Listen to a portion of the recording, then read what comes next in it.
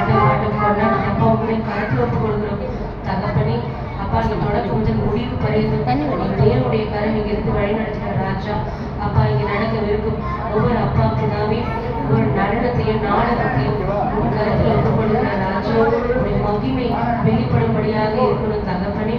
அப்பா பிதாவே வரப்போற போதகர் நிமித்தமாக எங்களுக்கு நீ கொடுக்க வேண்டிய மன்னாவை கூட இந்த நாளில் நீ கொடுக்க ஒரு தயவுக்கு நன்றி ராஜா. அப்பா நீ ஆவியானவர், நீ இறங்கி வாழும் தகப்பனே.